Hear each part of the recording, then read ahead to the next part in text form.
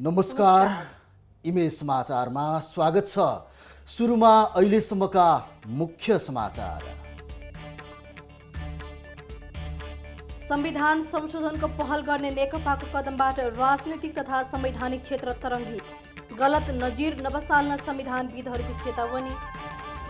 व्यक्ति विशेषको लाभका लागि संविधान संशोधन नगर्ने विषयमा विपक्षी दलहरू एकमत। विपक्षी बिना संशोधन पहल व्यर्थ हुने निश्चित। राजसी जन्मोत्सवका कारण प्रधानमन्त्री ओलीको चौतर्फी आलोचना। देशको नक्सा आकारको केक काटेकोमा सामाजिक सञ्जालमा आक्रोश।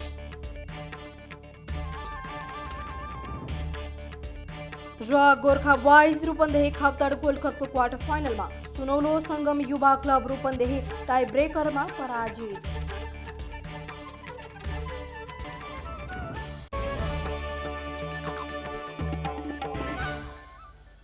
अब समाचार विस्तारमा। सत्तारूढ नेकपाली राष्ट्रिय सभाको सदस्य पनि प्रधानमन्त्री बन्न मिल्ने गरी संविधान संशोधन गर्न खोजेको चर्चाले राजनीतिक वृत्त गरमाएको छ। उपाध्यक्ष वामदेव गौतमलाई प्रधानमन्त्री बन्ने बाटो खोल्न संविधान संशोधनको तयारी थालिएको बताइएको छ। तर राजनीतिक गणित हेर्दा नेकपा एक्लैले संविधान संशोधन गर्न सक्ने देखिँदैन। नेकपाले यो प्रस्ताव ल्याइहाले पनि विपक्षीको साथ पाउन गाह्रो देखिन्छ। एक रिपोर्ट।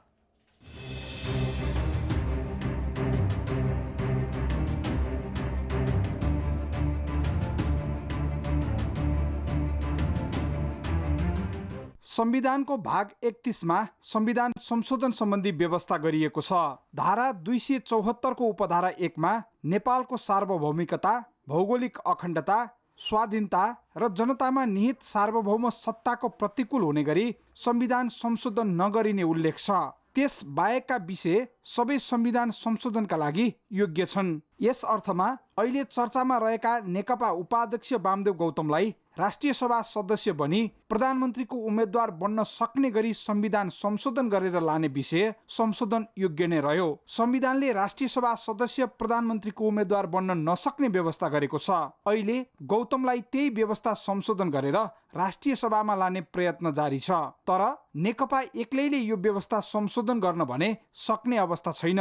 संविधानको धारा 274 को उपधारा 8 मा संविधान संशोधनका लागि सदनमा तत्काल कायम रहेको सदस्य संख्याको 2/3 बहुमतबाट पारित हुनुपर्ने व्यवस्था छ। संघीय संसदका दुवै सदनबाट 2/3 मतले पारित हुनुपर्ने संविधान संशोधन विधेयक दुवै सदनमा उत्पत्ति हुन सक्ने व्यवस्था छ। सीमाङ्कन र प्रदेश हेरफेरसँग सम्बन्धित विषयमा प्रदेश सभाबाट समेत विधेयक पास भई आउनुपर्ने व्यवस्था छ भने संविधान संशोधनको विधेयक संसद सचिवालयमा दर्ता भएपछि 1 महिना जनतालाई जानकारी गराउनु पर्ने व्यवस्था छ। संविधानको भाग 31 को धारा 274 को उपधारा 8 मा प्रदेश सभाको सहमति आवश्यक नपर्ने वा उपधारा 5 बमोजिम बहुसंख्यक प्रदेश सभाबाट स्वीकृत भई आएको विधेयक संघीय संसदका दुवै सदनमा तत्काल कायम रहेका सम्पूर्ण सदस्य संख्याको कम्तीमा 2/3 बहुमतबाट पारित गर्नुपर्नेछ। अहिलेको अवस्थामा 2/3 पुग्न प्रतिनिधि सभामा 205 सांसदहरूको समर्थन चाहिन्छ, जुन नेकपासँग छैन। नेकपाको 177, नेपाली कांग्रेसको 61, समाजवादी पार्टीको 17, राष्ट्रिय जनता पार्टीको 17, राष्ट्रिय प्रजातन्त्र पार्टीको 1, राष्ट्रिय जनमोर्चाको 1, नेपाल मजदुर किसान पार्टीको 1 र स्वतन्त्र सांसद 1 गरी कुल 273 जना अहिले प्रतिनिधि सभामा छन्। तर यो प्रकरणमा नेकपालाई अहिले अन्य राजनीतिक दलले सघाउने छनक दिएका छैनन्। कांग्रेस, राजपा, समाजवादीले उठाएका संविधान संशोधनको विषय पनि अलपत्र परिरहेको बेला कुनै व्यक्तिलाई केन्द्रमा राखेर गर्न खोजिएको संशोधनको प्रयास कतिको सार्थक बन्ला त्यो प्रतीक्षाकै विषय छ। इमेज समाचारका लागि सरोज अधिकारी, काठमाडौँ। वामदेव गौतमलाई राष्ट्रिय सभामा लैजानको लागि संविधान संशोधनको विषयमा चर्चा चलिएको छ र यसै विषयमा पूर्व न्यायाधीश बलराम केसीसँग हामीले इन्टरभ्यू इन द न्युजमा कुराकानी गरेका छौँ र कुराकानीको साथमा हुनुहुन्छ सहकर्मी Yagya Pandey. Interview in the news. संविधान संशोधनको सैद्धान्तिक मान्यता के हो? संविधान किन संशोधन गरिन्छ? संविधान चाहिँ नि as and when required basis, जब आवश्यकता पर्यो त्यति बेला संविधान संशोधन गर्नैपर्छ, गरिन्छ। तपाईँले हेर्ने हो भने के हुन्छ तपाईँको एउटा कन्स्टिट्युसन एसेम्ब्लीले आवश्यकता अनुसारको संविधान दिन्छ अनि काम गर्दै जाँदा त्यसमा कतिपय कुरो अपुग देखिन्छ। त्यो अपुगलाई पुरा गर्न कि कोर्टको जजमेन्टबाट, अदालतको फैसलाबाट के एमेन्ड हुन्छ कि चाहिँ नि त्यो विधायिक अधिकार प्रयोग गरेर संसदले त्यसलाई संशोधन गर्छ।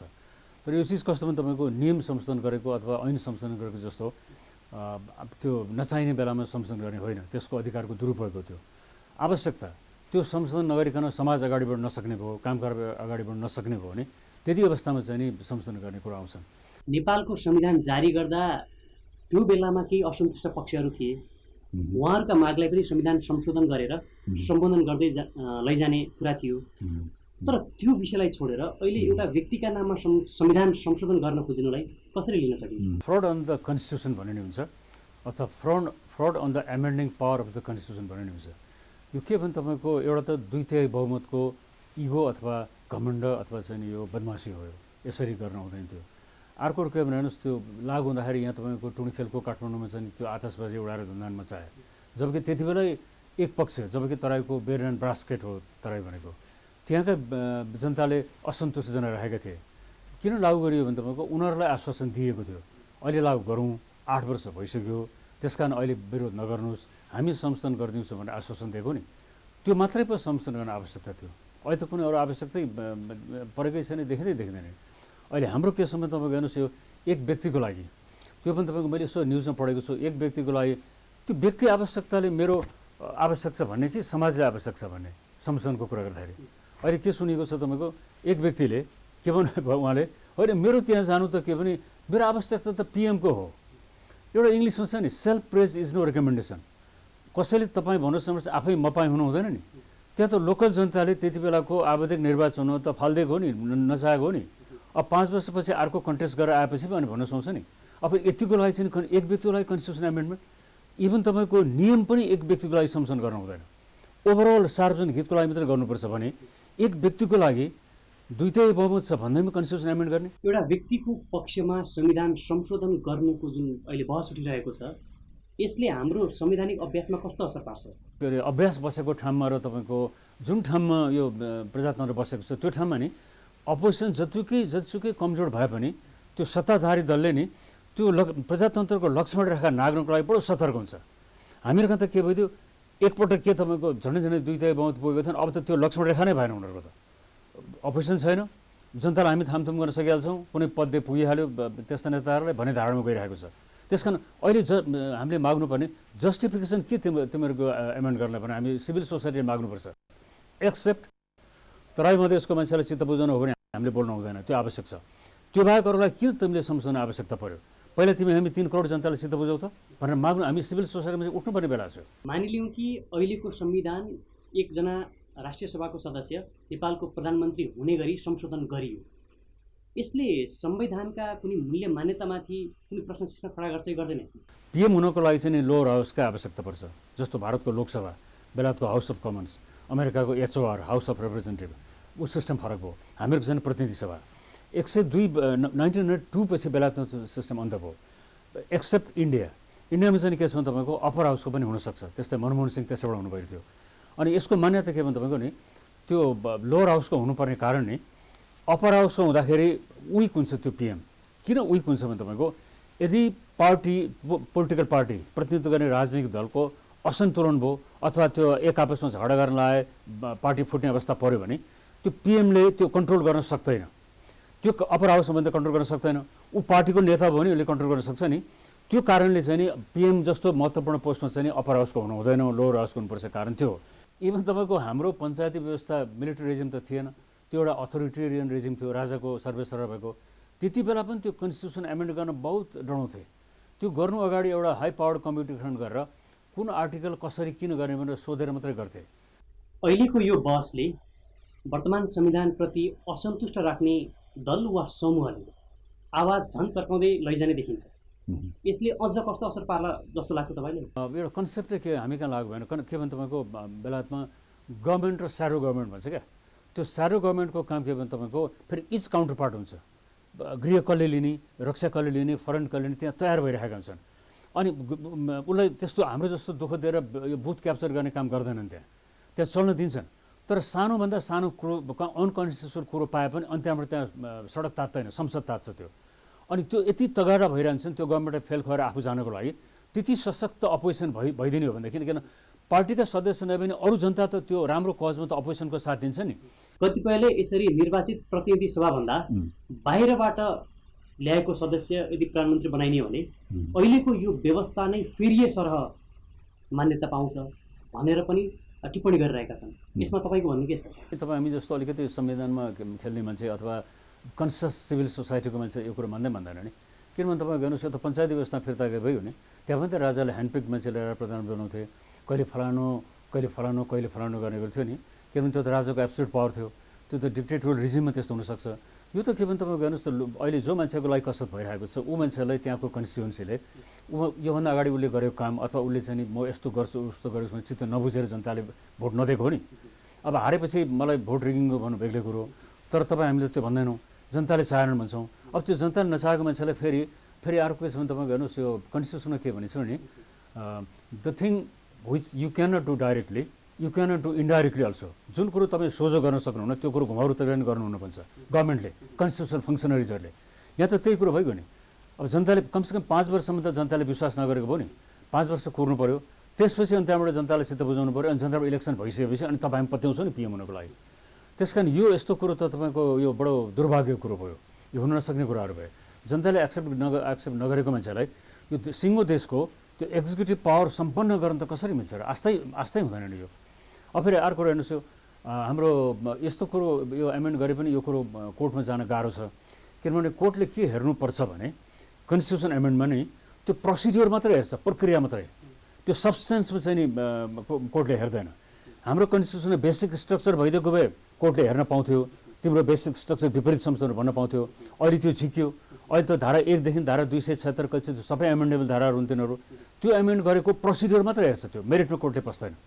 एकातर्फ बेसिक स्ट्रक्चर झिक्दिएर कोर्टको हात भाँच्दिनु, अर्कोतर्फ आफू यसरी मन परि छाडा गरिसकेपछि अनि यो तपाईँको जाने कहाँ? हेर्नुहोस् पहिला राजाको शासन नेपालले टेस्ट गर्यो, त्यसपछि बेलायत जापान युरोपमा चलेको संसदीय व्यवस्था टेस्ट गरियो, दुइटै फेल भयो। अहिले अब के भयो, अमेरिकन र ब्रिटिस मिश्रित फेडरल सिस्टम छ, यो पनि यही तालले फेल खुवाउने हो भने अनि जाने कहाँ? अनि के एक्सपेक्ट गर्दैन नि? फेरि अर्को विचार गर्नुहोस्, भर्खर 2 वर्ष कन्स्टिट्युसन लागू भएको, 2 वर्षमै अहिले एमेन्ड गर्नुपर्ने अवस्था आएर यो त 5 वर्षको अवधिको गभर्मेन्ट हो, 2 वर्ष मात्र रन गरेको छ, 2 वर्षमै कन्स्टिट्युसन एमेन्ड गर्ने?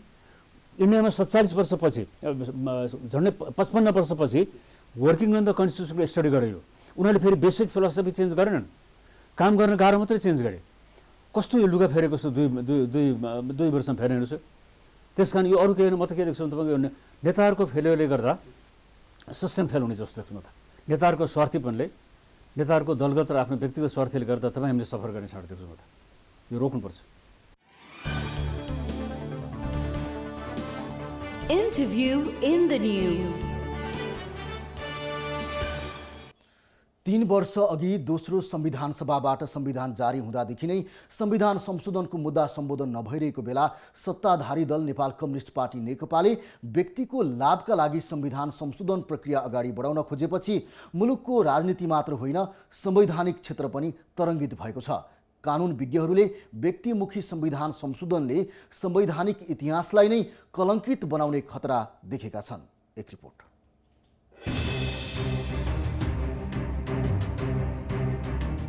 सत्ताधारी दल नेकपाको सचिवालयले पूर्व प्रधानमन्त्री माधव कुमार नेपालको संयोजकत्वमा संविधान संशोधन प्रक्रियालाई अघि बढाउन कार्यदल गठन गरेसँगै अनेक कोणबाट प्रश्न उठ्न थालेको छ। नेकपा उपाध्यक्ष वामदेव गौतमलाई राष्ट्रिय सभामा मनोनित गर्ने र त्यसपछि राष्ट्रिय सभा सदस्यलाई पनि प्रधानमन्त्री बन्ने बाटो खोल्ने प्रावधान राखेर संविधान संशोधन गर्ने नेकपाले लिएको रणनीति संवैधानिक प्रावधान विपरीत देखिन्छ। नेपालको संविधानको धारा 76 को उपधारा 1 मा राष्ट्रपतिले प्रतिनिधि सभामा बहुमत प्राप्त संसदीय दलको नेतालाई प्रधानमन्त्री नियुक्त गर्नेछ र निसको अध्यक्षतामा मन्त्री परिषदको गठन हुनेछ भन्ने प्रावधानलाई संशोधन गरी राष्ट्रिय सभाको सदस्यलाई प्रधानमन्त्री नियुक्त गर्ने गरी नेकपा सचिवालयले 3 सदस्यीय कार्यदलको गठन गरेको हो। जननिर्वाचित सदस्य नै कार्यकारी प्रमुख हुने गरी संसदीय व्यवस्था अँगालेको देशमा संविधानको मर्म र आशयलाई बेवास्ता गरी मनोनित सदस्यलाई कार्यकारी प्रमुख बनाउन खोज्नुलाई जनताको अभिमतमाथिको आघात ठान्नुहुन्छ पूर्व न्यायाधीश बलराम केसी। एउटा त 2/3 बहुमतको इगो अथवा घमण्ड अथवा चाहिँ यो बदमासी हो, यसरी गर्न हुँदैन थियो। अर्को के भने हेर्नुहोस्, त्यो लागु हुँदाखेरि यहाँ तपाईँको टुङखेलको काठमाडौँमा चाहिँ त्यो आतसबाजी उडाएर धुन्दान मचायो, जबकि त्यति बेलै एक पक्ष, जबकि तराईको बेड एन्ड बास्केट हो तराई भनेको, त्यहाँका जनताले असन्तुष्ट जनाइरहेका थिए। किन लागु गरियो भने तपाईँको उनीहरूलाई आश्वासन दिएको थियो, अहिले लागु गरौँ, 8 वर्ष भइसक्यो, त्यस कारण अहिले विरोध नगर्नुहोस्, हामी संशोधन गरिदिन्छौँ भनेर आश्वासन दिएको नि, त्यो मात्रै पो संशोधन गर्न आवश्यकता थियो। अहिले त कुनै अरू आवश्यकतै परेकै छैन, देख्दैन। संविधानमा उल्लेखित धारा 274 मा नेपाली जनतामा निहित सार्वभौम सत्तालाई संशोधन गर्न नमिल्ने भनिएको छ। यसको आशय मुलुकको कार्यकारी जिम्मेवारी जनताको अभिमत प्राप्त गरेको नेतृत्वले गरोस् भन्ने हो। यो आशय विपरीत व्यक्तिका निम्ति संविधान संशोधनको कदम संविधानको मान्यता विपरीत हुने देखिन्छ। राष्ट्रिय सभाको सदस्य चाहिँ प्रधानमन्त्री बन्नु भनेको जनताद्वारा प्रत्यक्ष निर्वाचित राष्ट्रिय सभाको सदस्य हुँदैन। त्यो मान्छेले अब भोलि प्रधानमन्त्री भएर नेपाली जनतालाई संविधानले दिएको त्यो सार्वभौम सत्ताको प्रयोग चाहिँ गर्न जाने हुन्छ, जुन संविधानको विपरीत हुन्छ। लोकतन्त्रको अभ्यास जनमत प्राप्त प्रतिनिधिबाट हुनुपर्छ भन्ने विश्वव्यापी मान्यता रहँदै आएको छ। व्यक्ति गौण कुरा हुन्, तर संवैधानिक मान्य मूल्यताले नै मुलुकलाई मार्गदर्शन प्रदान गरेको हुन्छ।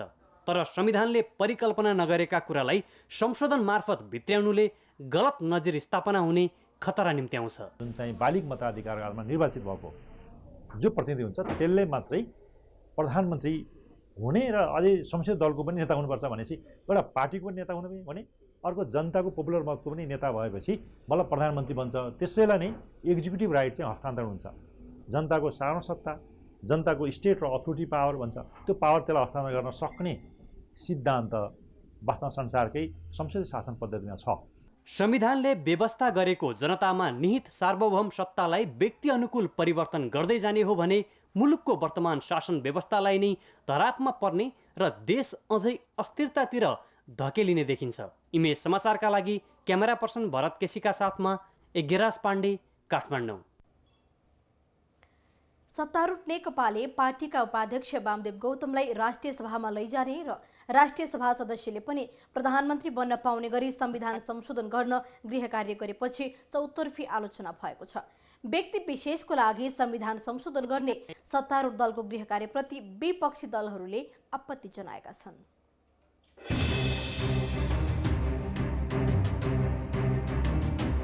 प्रमुख प्रतिपक्षी दल नेपाली काङ्ग्रेस संविधानलाई सर्वस्वीकार्य बनाउन आदिवासी जनजाति, दलित, अल्पसंख्यक, मधेसी लगायतका समुदायको असन्तुष्टि समेट्ने गरी संविधान संशोधन गर्नुपर्ने पक्षमा छ। तर कुनै व्यक्ति विशेषका लागि सत्तारूढ दल नेकपाले संविधान संशोधनको गृह कार्य गरेको भन्दै काङ्ग्रेसले आपत्ति जनाएको छ।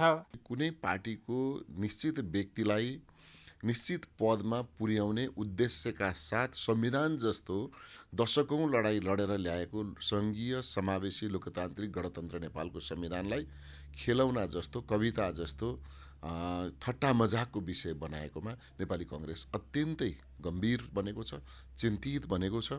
त्यसो भएको हुनाले यस्ता कदमहरूको नेपाली कांग्रेस घोर भर्त्सना गर्दछ। जनसङ्ख्याका आधारमा निर्वाचन क्षेत्र, समानुपातिक समावेशी प्रतिनिधित्व, प्रदेशको सीमाङ्कन हेरफेर, नागरिकता लगायतका विषय समेटेर संविधान संशोधन गर्नुपर्ने राजपाले लामो समयदेखि माग गरिरहेको छ। लामो समयदेखि आफूहरूले राख्दै आएका मागको व्यवस्था गरी कुनै एक व्यक्ति विशेषको लागि संविधान संशोधन गर्नु देशकै लागि दुर्भाग्य भएको राजपाको ठहर छ। संविधान संशोधन सबैको लागि अपरिहार्य छ, यो देशको लागि अपरिहार्य छ। त्यसले गर्दा संविधान संशोधनको कुरामा हाम्रो कुराहरू इन्क्लुड भयो भने हामी समर्थनमा हुन्छौँ। नत्र हामी कुनै व्यक्तिलाई त्यो ठाउँमा ल्याउनको निम्ति, एउटा पदमा ल्याउनको निम्ति यदि संविधान मात्रै संशोधनको लागि यदि कार्यदल बन्यो भने चाहिँ त्यो नेकपाको कार्यदल हो, नेकपाले बुझोस् है। त्यसमा हाम्रो कुनै चासो हुँदैन, हाम्रो कुनै चाहिँ त्यसमा सरोकारको विषय पनि हुँदैन। सत्तारूढ दल नेकपाले संविधान संशोधनको लिखित सहमति जनाएपछि सरकारमा सहभागी भएको समाजवादी पार्टी सहमति कार्यान्वयन हुने नदेखेपछि गठन भएको 2 वर्ष पुग्नै लाग्दा सरकारबाट बाहिरियो। राष्ट्रिय सभा सदस्य पनि प्रधानमन्त्री हुन पाउने गरी संविधान संशोधन गर्न सत्तारूढ दल नेकपाले थालेको गृह कार्य संघीयता, गणतन्त्र र वर्तमान संविधान नै खारेज गर्ने षड्यन्त्र भएको समाजवादी पार्टीको टिप्पणी छ। कुनै व्यक्तिको लागि संविधान संशोधन भन्ने कुरो हुँदैन। नसमेटिएका कुरा पो समेट्न हामीले भनेका हौँ। यो भएको कुरोलाई उल्टाउने, पल्टाउने र संविधानलाई नै मजाक जस्तो बनाउने, यो चाहिँ कुनै रफ गरेको कागजको पाना त होइन, यो रफ कापी र किताब त होइन। भनेपछि जनताको अहिलेसम्मको उपलब्धि छ त्यसलाई उल्टाउने किसिमले जुन किसिमको यो षड्यन्त्र भइरहेछ, यो चाहिँ नि बिल्कुलै राष्ट्रको हितमा छैन र यो चाहिँ असान्दर्भिक कुरो भइरहेको छ। संविधान संशोधनको लागि संसदमा 2/3 मत आवश्यक पर्छ, तर सत्तारूढ दल नेकपा एक्लैको 2/3 पुग्दैन।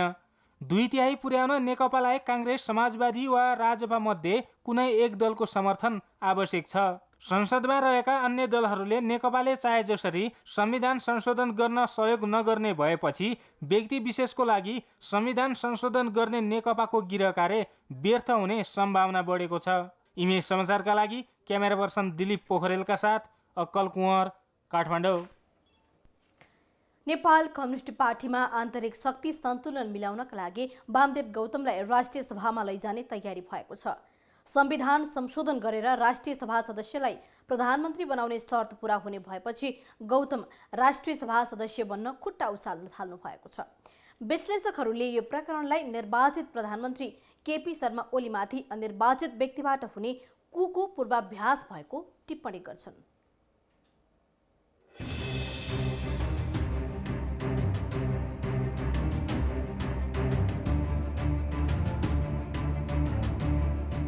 दुई 2074 सालमा सम्पन्न प्रतिनिधि सभा निर्वाचनमा बर्दिया क्षेत्र नम्बर 1बाट पराजित भएपछि नेकपा नेता वामदेव गौतममा छटपट्टि देखिन थालेको हो। उहाँ निरन्तर सत्तामा पुगेर शक्ति आर्जन गर्ने खेलमा लागिरहनु भएको छ। निर्वाचित सांसदलाई राजीनामा गर्न लगाएर चुनाव लड्नेदेखि राष्ट्रिय सभा सदस्यमा मनोनित भई प्रधानमन्त्री पदमा पुग्ने संवैधानिक छिद्र खोज्ने राजनीतिक गोटी उहाँले चालिरहनुभयो। अहिले गौतमको चाहना पूरा गर्न पार्टीका कार्यकारी अध्यक्ष पुष्पकमल दाहाल र वरिष्ठ नेता माधव कुमार नेपाल कसिएर लाग्नु भएको छ। पार्टी अध्यक्ष तथा प्रधानमन्त्री केपी शर्मा ओलीको मौन समर्थन छँदैछ।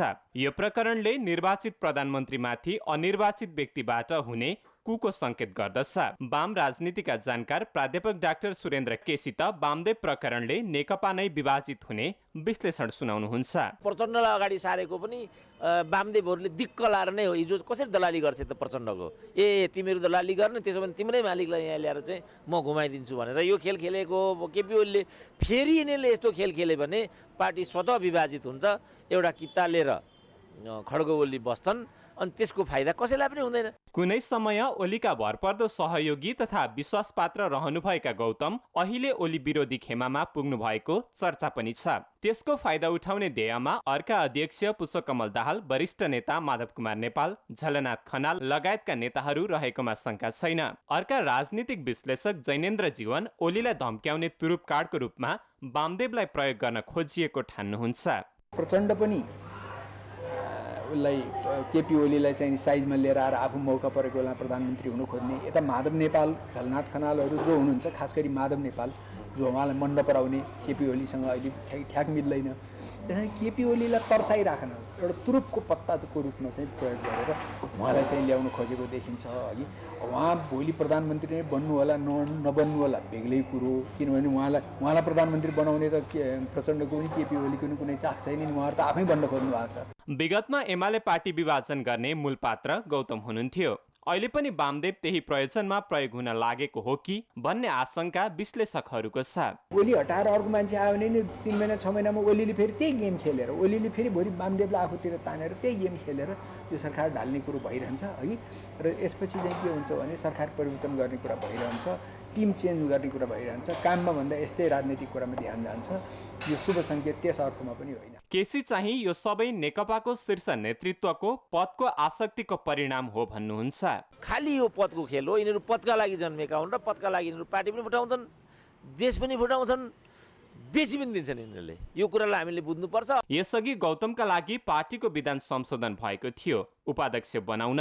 अहिले गौतमलाई प्रधानमन्त्री बनाउन संविधान नै संशोधन गर्दा नेकपाको आन्तरिक राजनीतिमा छनै उतार चढाव आउन सक्छ। इमेज समाचारका लागि क्यामेरा पर्सन नवीन स्थापितका साथमा रोमन आचार्य, काठमाडौँ। चौतर्फी आलोचनाको शिकार भइरहेको नेकपा सरकारमा यति बेला प्रधानमन्त्रीको जन्मोत्सवको विषयलाई लिएर आलोचना भइरहेको छ। प्रधानमन्त्री ओलीको जन्मोत्सवको अवसरमा तेह्रथुममा नेपालको नक्सा भएको केक काटेपछि सामाजिक सञ्जालमा ओलीको राष्ट्रवादी छविमै प्रश्न उठ्ने गरी विरोध भएको छ।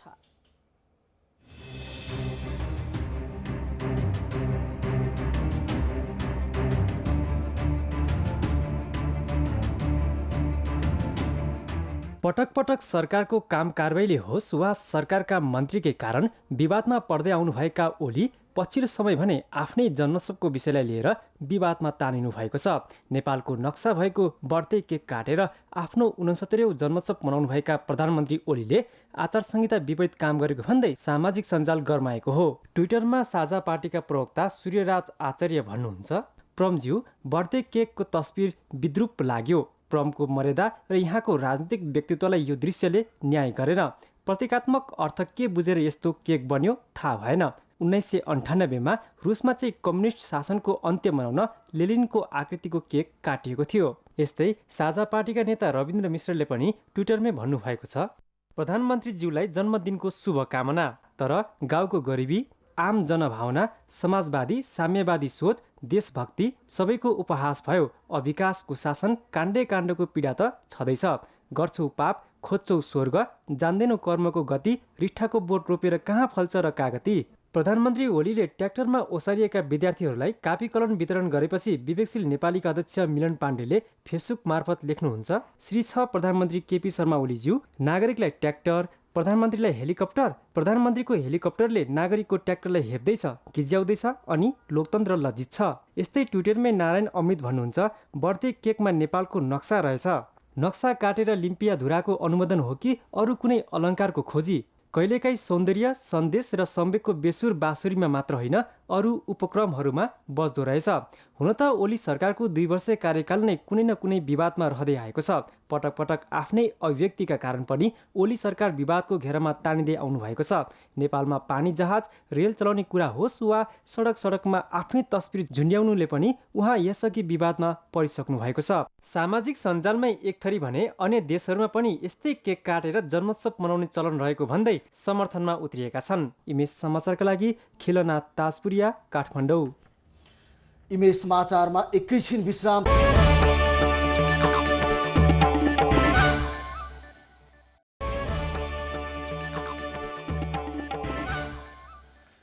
इमेज समाचारमा फेरि पनि स्वागत छ। प्रधानमन्त्री केपी शर्मा ओलीले केही विषय नपाएपछि विपक्षीहरूले सानातिना कुरा झिकेर विरोध गरिरहेको आरोप लगाउनु भएको छ। नेकपा गण्डकी प्रदेशद्वारा आज पोखरामा आयोजित प्रदेश स्तरीय प्रशिक्षण भेलालाई सम्बोधन गर्दै उहाँले विरोधका लागि विरोध गर्ने प्रवृत्तिका कारण कोट मिलेन, टोपी मिलेन, दौराको रङ मिलेन भन्ने जस्ता विषय बनाएर हिँडेको आरोप लगाउनु भयो। वर्तमान सरकार राष्ट्रिय आकांक्षालाई पूरा गर्न सकारात्मक रहेको उल्लेख गर्दै त्यसका लागि दृढ इच्छाशक्ति लिएर अघि बढेको समेत बताउनु भयो। कार्यक्रममा नेकपा वरिष्ठ नेता झलनाथ खनाल, पार्टी प्रवक्ता नारायण काजी श्रेष्ठ, देव गुरुङ, जगतबहादुर विश्वकर्मा, देवेन्द्र पौडेल, सहकारी मन्त्री पद्मा अर्याल, दिननाथ शर्मा, गण्डकी प्रदेश संयोजक हितराज पाण्डे लगायत सहभागी छन्। पार्टी एकीकरणपछि पहिलो पटक पार्टी अध्यक्षसहित प्रदेश स्तरीय भेला भएको हो। प्रशिक्षणमा गण्डकी प्रदेशका 1000 बढी कार्यकर्ताको उपस्थिति रहेको थियो। उद्घाटनपछि सञ्चारकर्मीलाई भने कार्यक्रम स्थलबाट बाहिर पठाइएको थियो। यसैबीच प्रधानमन्त्री ओलीलाई पोखरामा कालो झण्डा देखाइएको छ। पोखरा विमानस्थल नजिक प्रमुख प्रतिपक्ष नेपाली कांग्रेस निकट नेवी संघ र समाजवादी पार्टीका कार्यकर्ता तथा विद्यार्थी नेताहरूले प्रधानमन्त्री ओलीलाई कालो झण्डा देखाएका हुन्। कालो झण्डा देखाउने 8 जना पक्राउ परेका छन्।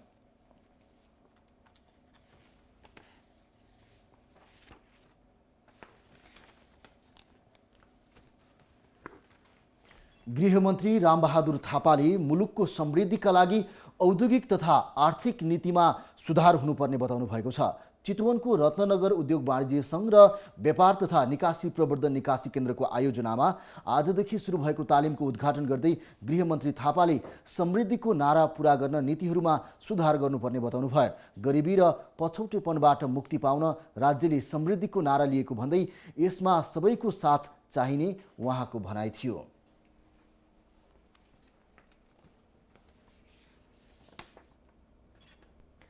चालू आर्थिक वर्षको 7 महिनामा प्रदेश 5 सरकारले 22% विकास बजेट खर्चिएको छ। गत वर्षको सापेक्षतामा बढी नै भए पनि 100% बजेट कार्यान्वयनमा भने समस्या देखिएको छ। हाम्रो नेपाल समृद्ध छैन, विकसित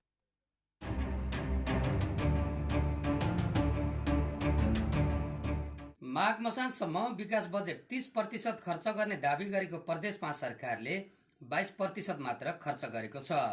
बजेट कार्यान्वयनको यो गतिलाई 100% बजेट कार्यान्वयनको सम्भावना क्षीण हुँदै गएको छ। वित्तीय संहिताको अभ्यास गर्दै 2 पटकसम्म बजेट ल्याएको प्रदेश सरकारले विनियोजित बजेट प्रभावकारी रूपमा खर्च गर्न असफल देखिएको छ। गत वर्ष माघ मसान्तसम्म 8% मात्र बजेट खर्च भएको थियो। अघिल्लो वर्षको तुलनामा खर्चको अनुपात भने निकै माथि छ। तर पनि बजेट कार्यान्वयनको अवस्था भने उत्साहप्रद छैन। सरकारले भने बजेट सन्तोषजनक रूपमा खर्च भएको दावी गरेको छ। सबै आयोजनाहरूको ठेक्का लागिसकेको र निर्माणको चरणमा गइसकेकाले आगामी दिनमा पुँजीगत खर्च वृद्धि हुने प्रदेश 5 सरकारका प्रवक्ता तथा भौतिक पूर्वाधार विकास मन्त्री बैजनाथ चौधरीको भनाइ छ। प्रदेश योजना आयोगले आफ्नो आवधिक योजना पनि उसले घोषणा गरेछ। यो मतलब 5 वर्षमा हामी कहाँ पुर्याउने भनेर। अब जस्तै अब उदाहरणको रूपमा 24% गरिबीको रेखामुनि रहेका जनतालाई अब हामीले 10%मा झार्ने हामीले भनेका छौँ। त्यस्तै खानेपानी 70% घरमा धारा लाने भनेका छौँ। 50% सिँचाइको अवस्थालाई 70%मा रेज गर्ने भनेका छौँ। त्यस्तै चाहिँ अब सडकका स्तरोन्नतिका कार्यक्रमहरू अगाडि बढाएका छौँ। 7 महिनामा 22% बजेट कार्यान्वयनमा ल्याएको सरकारले बाँकी 5 महिनामा 77% बजेट खर्च गर्नुपर्ने देखिन्छ। यसले विगतका वर्षहरूमा जस्तै असारे विकासले प्रशय पाउने अवस्था दोहोरिने देखिएको छ। विभिन्न मन्त्रालयहरूमध्ये सबैभन्दा बढी 25% बजेट उद्योग, पर्यटन, वन तथा वातावरण मन्त्रालय गरेको छ भने सबैभन्दा कम भूमि व्यवस्था, कृषि तथा सहकारी मन्त्रालयले 6% मात्रै गरेको प्रदेश लेखा नियन्त्रण कार्यालयका प्रमुख दीपक गेवालीले जानकारी दिए। खास गरी अलि धेरै बजेट खर्च गर्ने मन्त्रालयहरू मा उद्योग, पर्यटन, वन, वातावरण मन्त्रालय, कृषि, भूमि व्यवस्था, कृषि सहकारी मन्त्रालय, भौतिक पूर्वाधार विकास मन्त्रालय र सामाजिक विकास मन्त्रालयहरू पर्छन्। पुँजीगत खर्च बढाउने नै भौतिक पूर्वाधार विकास मन्त्रालयको खर्चले हो। भौतिक पूर्वाधार विकास मन्त्रालयको खर्च जति बढ्यो प्रदेश सरकारको पुँजीगततर्फ खर्च त्यति नै बढ्ने हो। कानुन निर्माण र अन्य विकासका पूर्वाधारको गतिलाई हेर्दा प्रदेश 5 अन्य प्रदेशका तुलनामा अगाडि देखिए पनि बजेट कार्यान्वयनमा भने दोस्रो स्थानमा परेको छ। बजेट कार्यान्वयनको विगतको अवस्थालाई हेर्दा सकारात्मक देखिए पनि यसको गतिलाई भने अझै तीव्र पार्नुपर्ने देखिन्छ। इमेज समाचारका लागि दीपक घिमिरे, बुटवल, रूपन्देही। आर्थिक वर्षको 6 महिना बितिसक्दा पनि कर्णाली प्रदेश सरकारले अधिकांश ठूला विकास आयोजनाको काम सुरु गर्न सकेको छैन। यसबीचमा विकास खर्च 5% हाराहारीमा मात्र गरेको कर्णाली प्रदेशले केही योजना मात्रै प्रक्रियामा अगाडि बढेका छन्।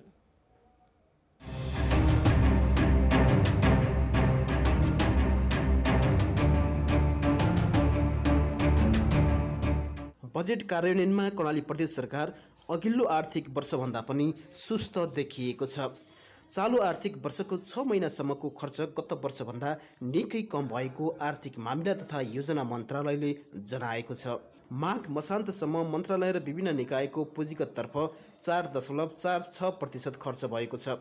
विकास योजनाहरूको काम सुरु भएकोले खर्च देखिने केही समय लाग्ने कर्णाली प्रदेशका आर्थिक मामिला तथा योजना मन्त्रालयका उपसचिव दिलीप केसीको भनाइ छ। खास गरी यो खर्च हुन नसक्नुमा हाम्रो मन्त्रालयमा भएको जनशक्ति भन्दा पनि खास गरी प्राविधिक जनशक्तिको अभावको कारणले यो समस्या भएको र प्राविधिक जनशक्तिको अस्थायी समाधानको लागि करार प्रक्रियाबाट मन्त्रालयहरूले कर्मचारी पदपूर्ति गर्न थाल्नु भएको छ र त्यो केही त्यसको वैकल्पिक उपाय भयो भने केही हदसम्म त्यो समाधान होला। यही चालु आर्थिक वर्षमै हुन सक्ने सम्भावना देखिन्छ। प्रदेश सरकारले विकास पूर्वाधार प्राधिकरण गठन गरेर ठूला आयोजना मुख्यमन्त्री कार्यालयबाट कार्यान्वयन गर्ने योजना अघि सारेको थियो। प्राधिकरण मार्फत सरकारले सडक, भवन, खानेपानी, सिँचाइ, विद्युत तथा पर्यटकीय पूर्वाधारका ठूला आयोजना सञ्चालन गर्ने लक्ष्य लिएको छ।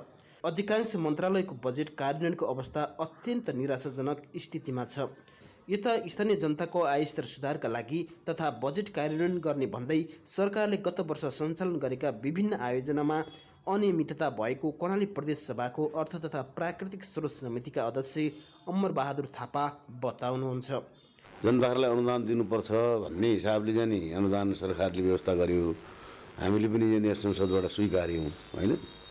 अहिले अनुदान कस्तो भयो भने हामी नेपालीहरूको प्रवृत्ति फोटे खान पल्किएको प्रवृत्तिले र यसलाई सदुपयोग हुन सकेन अनुदान र जुन लक्षित वर्गलाई दिनुपर्ने अनुदान थियो त्यो लक्षित वर्गसँग पनि हामीले दिन सकेन। योजना मात्र बनाउने तथा कार्यान्वयनमा पटक्कै ध्यान नजाने प्रवृत्तिले गर्दा सरकारको आलोचना भइरहेको छ।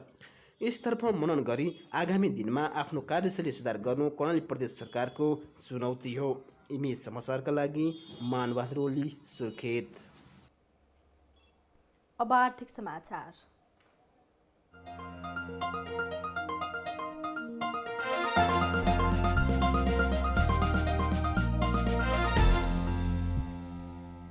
मलेसियाले अङ्गीकार गरेको performance management and delivery unit Pemandu अवधारणा नेपालमा आयोजना कार्यान्वयन प्रभावकारिता बढाउन पनि उपलब्धिमूलक हुन सक्नेमा विज्ञहरूले जोड दिएका छन्। मलेसियाले सन् 2009मा ल्याएको यो अवधारणा निकै नै उपलब्धिमूलक रहेको पनि जनाइयो। यो अवधारणा कार्यान्वयनमा ल्याएसँगै मलेसियामा उल्लेख्य निजी लगानी विस्तार भएको, रोजगारी बढेको थियो। प्रधानमन्त्री तथा मन्त्री परिषदको कार्यालयले अर्थ मन्त्रालय र विश्व ब्याङ्क समूहसँगको सहकार्यमा सोमबार काठमाडौँमा गरेको लगानीको वातावरणमा सुधार सम्बन्धी उच्चस्तरीय गोष्ठीका अवसरमा विज्ञहरूले आयोजना कार्यान्वयनका लागि पेमान्डु जस्तै नेपालको मौलिक अवधारणा विकास गर्न सुझाएका हुन्। पेमान्डु एसोसिएट्सका अध्यक्ष एवं प्रमुख कार्यकारी अधिकारी डाक्टर इद्रिस जलाले मलेसियाको पेमान्डुको अनुभव, उपलब्धि र नेपालले अनुसरण गर्न सक्ने विषयका सन्दर्भमा विस्तृत कार्यपत्र प्रस्तुत गर्नुभएको थियो। गोष्ठीको उद्घाटन सत्रलाई सम्बोधन गर्दै अर्थमन्त्री डाक्टर युवराज खतिवडाले सरकार निजी लगानी प्रवर्धनका लागि प्रतिबद्ध रहेको बताउनु भएको थियो।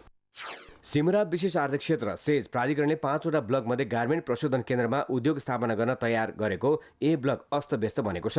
गत वैशाख 19मा सेज प्राधिकरणले 1 महिने म्याद दिएर सूचना प्रकाशित गरी गार्मेन्ट प्रशोधन क्षेत्रमा उद्योग स्थापना र सञ्चालन गर्न प्रस्ताव माग गरे पनि हालसम्म स्वदेशी विदेशी कुनै पनि उद्योग नआएपछि सेज अस्तव्यस्त बनेको हो। तयारी पोसाक उद्योग, घरेलु तथा साना उद्योग लगायतका सङ्घहरूसँग गरिएको अन्तर्क्रियामा सरकारको भूमिका नै प्रष्ट नदेखिएपछि सङ्घ अन्तर्गतका उद्योगहरू अनिच्छुक रहेको बताइएको छ। यस आर्थिक क्षेत्रभित्रको ए ब्लकमा 146 बिघा क्षेत्रफलभित्र 66वटा उद्योग स्थापना गर्न सकिने गरी गार्मेन्ट प्रशोधन केन्द्र बनाइएको हो। तयारी पोसाक उद्योग सङ्घले यहाँ उद्योग स्थापना र सञ्चालनका लागि सूचना नगरिएको र आफूसँग सुझाव र सल्लाह समेत नलिएका कारण उद्योग छिर्न नसकेको दावी गर्दै आएको छ। प्रति वर्ग मिटर 20 रुपियाँ भाडा महँगो भएको भन्दै 5 रुपियाँ भन्दा बढी भाडा गार्मेन्ट उद्योगहरूले अहिले तिर्न सक्ने अवस्था नरहेको सङ्घको भनाइ छ। सरकारले सेजमा उद्योग स्थापना गर्नेलाई 6 वर्षसम्म पूर्ण रूपमा आयकर छुट दिनेछ। स्वदेशमा बिक्री गरिसकेपछि अर्को वर्षदेखि भने 60% उत्पादन निर्यात गर्नुपर्ने प्रावधान रहेको छ। अमेरिकी सरकारले नेपालमा उत्पादित विभिन्न प्रकारका गार्मेन्टलाई 10 वर्ष भन्सार छुट दिने घोषणा गरेको लाभ लिन उद्योगीलाई पहिलो प्राथमिकता दिइने सरकारी भनाइ छ। तर यस सम्बन्धी सङ्घ र प्रदेशको नीति नै स्पष्ट नभएको उद्योगीको गुनासो रहँदै आएको छ। प्राधिकरणले निजीगत तथा व्यावहारिक व्यवस्था नगर्दा सिमरा सेज यति बेला बेवारिसे बन्न पुगेको टिप्पणी छ उद्योग वाणिज्य सङ्घका पूर्व अध्यक्ष शिव पौडेलको। नेपाल सरकारका जुन नीति निर्माता र यसको नीति बन्ने क्षेत्र भनेको एकै ठाउँमा यो काठमाडौँ केन्द्रित भएर यो ओझेलमा परेको हामीले देखेका छौँ। भर्खरै हेर्नुहोस् त्यहाँनिर एउटा गाडी सिक्ने एउटा पार्कको रूपमा यो प्रयोगमा आएको छ। कतिपयले एउटा डेटिङ गर्ने एउटा पार्कको रूपमा यसलाई स्थापित भएको छ। जुन ढङ्गले, जुन सोचले, जुन उद्देश्यले यो एउटा सेजको परिकल्पना गरियो त्यो परिकल्पनाको पूर्वाधारहरू सम्पूर्ण कार्य सम्पन्न हुँदाखेरि पनि यसले जुन गति लिनुपर्ने हो त्यो गति लिन सकिरहेको अवस्था देखिँदैन। एक दशक अघि तत्कालीन उद्योग मन्त्री अष्टलक्ष्मी साक्यले उद्घाटन गरेको सिमरा सेजमा प्रधानमन्त्री केपी ओलीले 2074 चैत्र 18मा गार्मेन्ट प्रशोधन क्षेत्रको शिलान्यास गर्नुभएको थियो।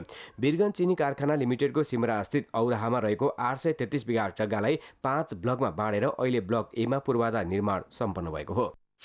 सोमबार स्थानीय बजारमा सुनको मूल्यमा एकै दिन 1500ले वृद्धि आयो। उचाइको फेरि अर्को रेकर्ड कायम भयो। अन्तर्राष्ट्रिय बजार पछ्याउँदै यस दिन स्थानीय बजारमा छापावल सुनको मूल्य तोलामा 1500ले बढेर 80,300 पुग्यो। अघिल्लो दिन पनि 700ले बढेर 78,800मा कारोबार भएको थियो। चीनमा फैलेको कोरोना भाइरस संक्रमण र शक्तिशाली राष्ट्रबीचको तनावका कारण अन्तर्राष्ट्रिय बजारमा सुनको भाव निरन्तर बढिरहेको र अझै उचाइतर्फ लाग्ने समेत दावी गरिरहेको छ। यस दिन चाँदीको भाव पनि 5 रुपियाँले बढेर 925मा कारोबार भएको नेपाल सुनचाँदी व्यवसाय महासंघले जनाएको छ। अन्तर्राष्ट्रिय बजारमा सोमबार साँझसम्म सुन प्रति औंस $1,672 हाराहारीमा कारोबार भइरहेको थियो। सोमबार शेयर बजारमा सामान्य करेक्सन भयो। अघिल्लो दिन सर्किट ब्रेक लाग्दै 70 अङ्कको उच्च वृद्धि भएको बजार परिसूचक नेप्से यस दिन नगण्य अङ्कले रातो रहे पनि कारोबार भने उच्च नै झण्डै 3.5 अर्ब हाराहारी नै रह्यो। तीव्र उतार चढावबीच नेप्से 2 अङ्क बराबरले ऋणात्मक रही 1502 कायम भएर थामियो। यस दिन पनि सुरुवाती समय 30 अङ्क बराबरले उकालो लागिसकेको नेप्से मध्याह्नपछि ओह्रालो लागेको हो। उत्पादनमूलक अन्य र वाणिज्य बैंक समूह सकारात्मक रहेसँगै नेप्से सम्हालिएको हो। यस दिन निर्जीवन बीमा समूह सबैभन्दा उच्च 222 अङ्कले ओह्रालो लाग्यो। लघुवित्त, होटल, व्यापार विकास बैंक र जलविद्युत समूह पनि दोहोर अङ्कले ऋणात्मक रहे। यस्तै नेपाल स्टक एक्सचेन्जमा 179 कम्पनीको 83,48,000 किता सेयर 3 अर्ब 41 करोडमा किनबेच भएको एक्सचेन्जले जनाएको छ।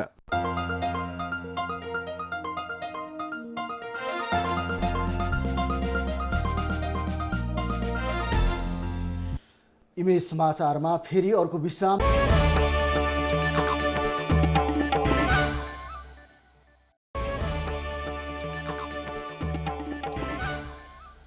अब अन्तर्राष्ट्रिय समाचार।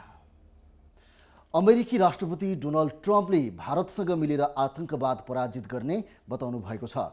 2 दिने भारत भ्रमणमा आउनुभएका राष्ट्रपति ट्रम्पले गुजरातको मोटेरा स्टेडियममा आयोजित नागरिक सभालाई सम्बोधन गर्दै हरेक देशलाई आफ्नो सीमा सुरक्षा गर्ने अधिकार रहेको भन्दै आतंकवादलाई परास्त गर्न भारतसँग सहकार्य गर्ने बताउनु भयो। उहाँले पाकिस्तानसँग अमेरिकाको सम्बन्ध निकै राम्रो रहेको भन्दै पाकिस्तानी भूमिमा सक्रिय आतंकवादी संगठनलाई पराजित गर्न सकारात्मक तरिकाले काम गरिरहेको उल्लेख गर्नुभयो। दक्षिण एसियामा शान्ति र स्थिरता चाहेको राष्ट्रपति ट्रम्पको भनाइ छ। भारतको लोकतन्त्र पुरै विश्वका लागि दृष्टान्त भएको भन्दै उहाँले भारतीयले आफ्नो अतीतमा गर्व गर्नुपर्ने बताउनु भयो। भारतसँग उच्चस्तरीय सुरक्षा प्रणालीमा साझेदारी गर्ने राष्ट्रपति ट्रम्पले बताउनु भयो। उहाँले भारतीय सेनालाई मजबुत बनाउन रक्षा उपकरण प्रदान गर्ने घोषणा पनि गर्नुभयो। स्वागत भाषण गर्दै प्रधानमन्त्री नरेन्द्र मोदीले राष्ट्रपति ट्रम्पको भारत भ्रमण 2 मुलुकका जनताको प्रगति र सम्पन्नतामा नयाँ दस्तावेज बन्ने विश्वास व्यक्त गर्नुभयो। यसअघि गुजरातको अहमदाबाद विमानस्थलमा भारतीय प्रधानमन्त्री नरेन्द्र मोदीले राष्ट्रपति ट्रम्पको स्वागत गर्नुभएको थियो। ट्रम्पका साथ अमेरिकी प्रथम महिला मेलिनिया ट्रम्प र छोरी इभाङ्का पनि हुनुहुन्छ। राष्ट्रपति ट्रम्पको स्वागतमा विमानस्थलमा गुजराती लोकनृत्य प्रस्तुत गरिएको थियो। ट्रम्प राष्ट्रपति बनेपछि पहिलोपटक भारतको भ्रमणमा आउनुभएको हो। मलेसियाका प्रधानमन्त्री महाथिर मोहम्मदले पदबाट राजीनामा दिनुभएको छ। 94 वर्षीय महाथिरले सुल्तान अब्दुल्ला सुल्तान अहमद शाह समक्ष राजीनामा बुझाउनु भएको छ। 2 वर्ष पहिले निर्वाचनमा विजयी भएका महाथिरको सत्तारूढ गठबन्धनका सांसदहरूले गठबन्धन छाड्ने एकाएक निर्णय गरेपछि उहाँ राजीनामा दिन बाध्य हुनुभएको हो। प्रधानमन्त्रीको कार्यालयले जारी गरेको संक्षिप्त वक्तव्यमा प्रधानमन्त्री महाथिरले राजा समक्ष राजीनामा दिएको उल्लेख छ। तर राजीनामाबारे विस्तृत केही बताइएको छैन। प्रधानमन्त्री महाथिरकै दलका सांसदहरूले विपक्षी दलसँग साँठगाँठ गरेर नयाँ सरकार गठन गर्ने तयारी गरेपछि उहाँ राजीनामा दिन बाध्य हुनुभएको हो। महाथिरले आफ्नो उत्तराधिकारीका रूपमा अनवर इब्राहिमलाई अघि सार्न खोजेको भन्दै पार्टीभित्र असन्तोष चुलिएको थियो। राजीनामा दिनुअघि महाथिरको वर्षातु पार्टीले सत्ता गठबन्धन त्याग्ने तर उहाँलाई प्रधानमन्त्रीका रूपमा समर्थन जारी राख्ने जनाएको छ। अब जनताको विचारमा हामीले इमेज च्यानलको सामाजिक सञ्जाल फेसबुक र ट्विटर मार्फत सोधेका थियौँ। अमेरिकी सहयोग नियोग एमसीसी संशोधन र परिमार्जन बिना अनुमोदन नगर्ने नेकपा नेताहरूको शर्त अमेरिकी सरकारलाई मान्ने होला? हेरौँ सामाजिक सञ्जाल मार्फत आएका प्रतिक्रिया जनताको विचारमा। जनताको विचारका प्रायोजक होम्सी सिमेन्ट, शक्तिको प्रतीक।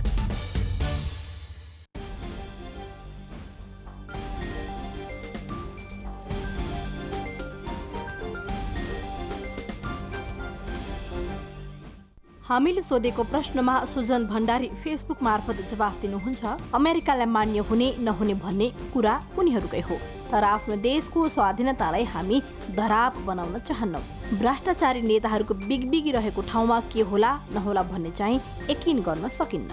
सुनिल गाजो प्रतिक्रिया दिनुहुन्छ, नेपालको स्वाभिमान र सार्वभौमिकता बन्धकीमा राखेर विकास सम्भव छैन। अमेरिकासँग यस्तो सम्झौता गर्दा भोलि अरू देशले पनि यस्तै माग राख्न सक्छ।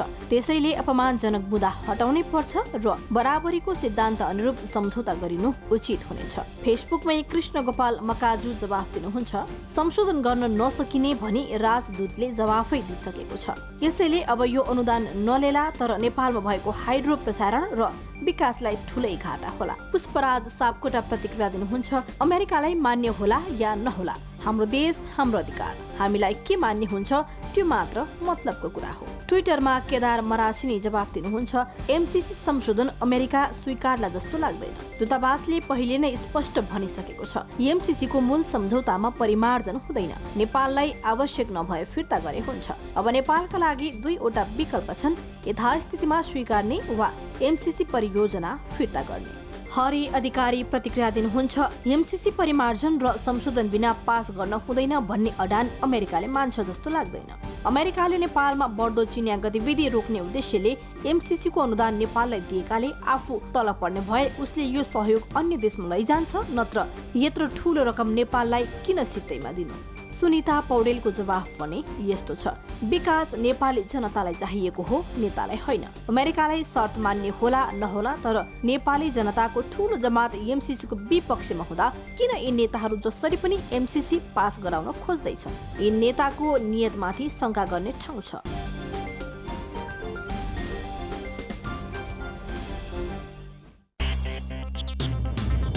जनताको विचारका प्रायोजक होम्सी सिमेन्ट, शक्तिको प्रतीक। तपाईलाई लागेका सुझाव इमेज च्यानलको फेसबुक पेज र ट्विटर मार्फत दिन सक्नुहुनेछ। उत्कृष्ट विचार हामी साँझ 7 बजे र बिहान 7 बजेको समाचारमा प्रसारण गर्नेछौँ। विशेष अदालतले ललिता निवास जग्गा हिनामिना प्रकरणमा अख्तियारले दायर गरेको मुद्दामा मुछिएकाहरू विरुद्ध अदालतमा उपस्थित हुन धमाधम म्याद जारी गरेको छ। 175 जनामा हालसम्म 54 जनालाई पत्र काटिसकेको छ। ठूला मुद्दा र प्रतिवादीहरूको संख्या अत्याधिक भएका कारण क्रमबद्ध रूपमा म्याद पत्र काट्ने गरेको विशेष अदालतका प्रवक्ता पुष्पराज पाण्डेको भनाइ छ। ठुलो मुद्दा भयो हुनाले हामीले धेरै कुरो हेर्नुपर्छ। म्याद जारी गर्दाखेरि कुनै ठेगाना गल्ती हुन्छ के हुन्छ त्यसलाई एकदम हामीले चेक गर्नुपर्छ। पहिलोचोटि चेक गरेन गल्ती ठेगानामा गयो भने फेरि म्याद बदल गराउनुपर्छ, गाह्रो हुन्छ। त्यसकारण अलिकति धेरै टाइम त होइन, जे भने ठुलो मुद्दा भयो भने चेक गर्दामा केही समय चाहिँ लाग्यो। 175 जना प्रतिवादीहरू छन्, यिनीहरूको नाममा क्रमशः हामी म्याद पठाउँदैछौँ, जसमध्ये 54 जना चाहिँ अहिले पठाइसक्यौँ होइन। तिनीहरू म्याद तामिल भएको मितिले 15 दिनभित्र यस विशेष अदालतमा हाजिर हुनुपर्छ र यदि 15 दिनभित्र आएनन् भने 15 दिन थाम्ने म्याद पनि तिनीहरूले पाउँछन्। त्यसकारण तिनीहरूको जम्मा म्याद 30 दिने हुन्छ। अख्तियारले 175 जनालाई प्रतिवादी बनाएकोमा तत्कालीन मन्त्रीहरू विजय गक्षेदार, डम्बर श्रेष्ठ र चन्द्रदेव जोशीका नाममा दोस्रो चरणमा म्याद जारी गर्ने विशेष अदालतले जनाएको छ। अख्तियारले 110 जनालाई कैद सजाएर बिगो माग दाबी गरेको छ भने 65 जनालाई जग्गा फिर्ता प्रयोजनका लागि प्रतिवादी बनाएर मुद्दा हालेको छ।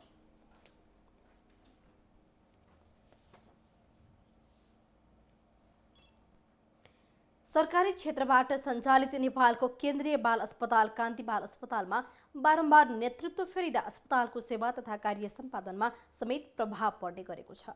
दिन प्रतिदिन अव्यवस्थित बन्दै गएको अस्पतालमा कुनै पनि निर्देशकले 2 वर्ष कार्यकाल पूरा गर्न पाएका छैनन्।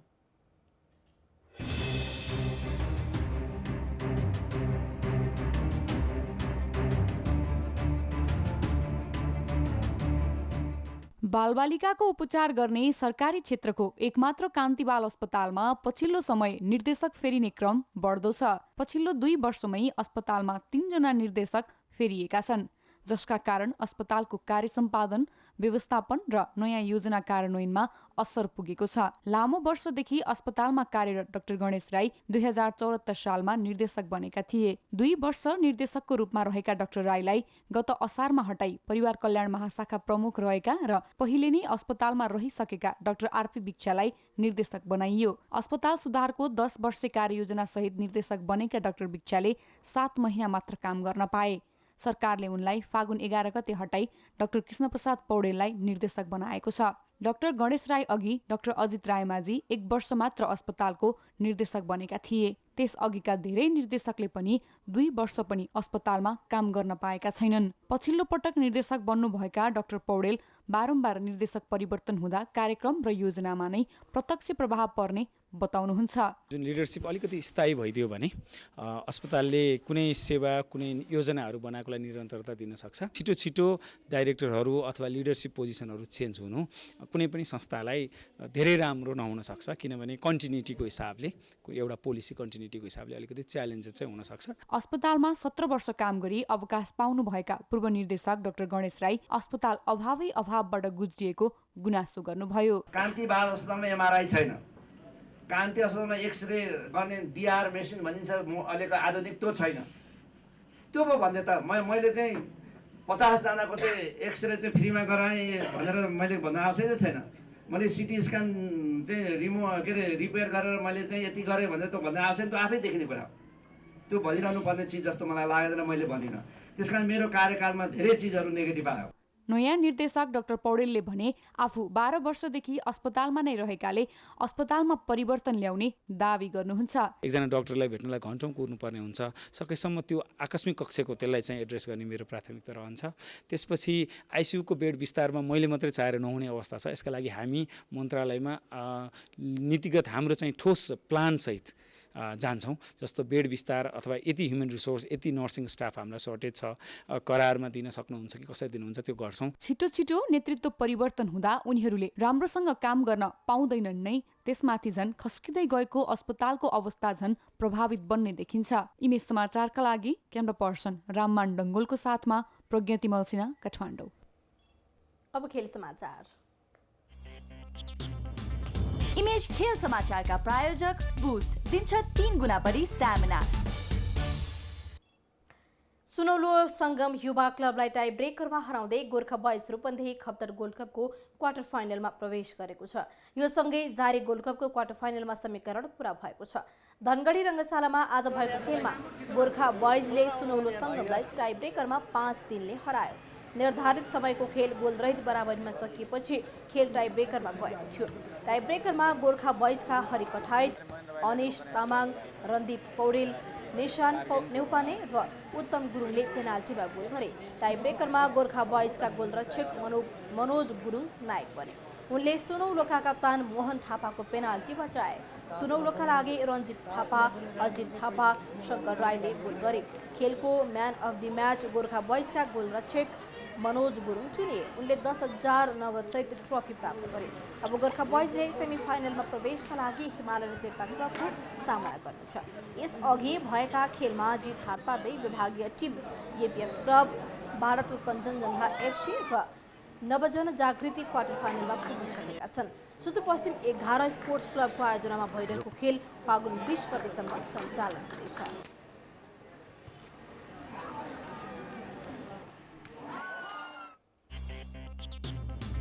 इमेज खेल समाचारका प्रायोजक बुस्ट दिन्छ 3 गुणा बढी स्ट्यामिना। अन्त्यमा मुख्य समाचार फेरि एकपटक।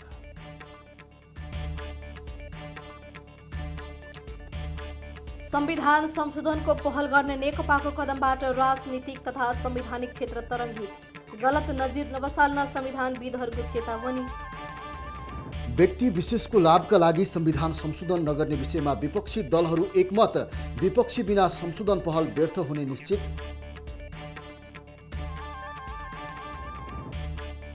राजसी जन्मोत्सवका कारण प्रधानमन्त्री ओलीको चौतर्फी आलोचना, देशको नक्सा आकारको केक काटेकोमा सामाजिक सञ्जालमा आक्रोश।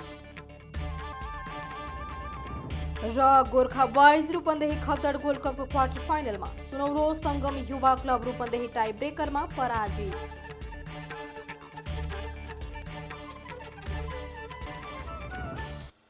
अहिलेलाई इमेज समाचार सकियो। इमेज समाचार तपाईँ इमेजखबर.com हेर्न, सुन्न र पढ्न सक्नुहुन्छ। इमेज च्यानल हेर्दै गर्नुहोला।